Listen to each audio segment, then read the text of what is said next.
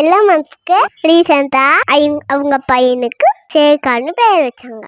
அதை பத்தி பார்க்கலாமா? நீங்க யோசிச்சிருக்கீங்களா? எல்லாம் மந்த்ஸ்க்கு குழந்தைங்களோட டீட்டெயில்ஸ்லாம் ரொம்ப சீக்கிரத்தா இருக்கும். அவங்களுக்கு பிறந்த குழந்தைங்க நேச்சுரல் கன்ஸ்பர்சன் ரொம்ப கம்மி. அதாவது எல்லா குழந்தைங்களும் ஐவிஎஸ் தான். அதாவது டெஸ்டிவ் பேபிஸ் எல்லாமே அது எப்படி பிளான் பண்ணிருக்காங்க? Genetics plus intelligence planning.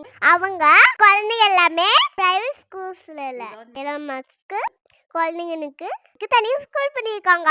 அந்த ஸ்கூல்ல சயின்ஸ், லாஜிக், ப்ராப்ளம் சால்விங் தான் ஃபோக்கஸ் பண்றாங்க. எலான் மஸ்க் அவங்க குழந்தைங்களோட பேரை அப்படிக்கா சொல்ல மாட்டாளே.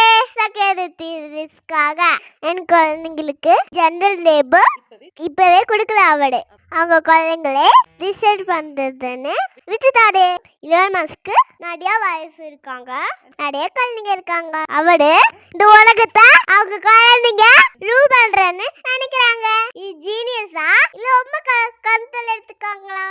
அவளுக்கு தோத்தல 14 குழந்தைங்க இருக்குன்னு இப்ப சொல்லுது. இப்ப சொல்லுங்க, எத்தனை குழந்தைங்க யாருக்கு தெரியும்? மறக்கவே மறக்காதீங்க, இந்த சேனலை சப்ஸ்கிரைப் பண்ணிட்டு போங்க.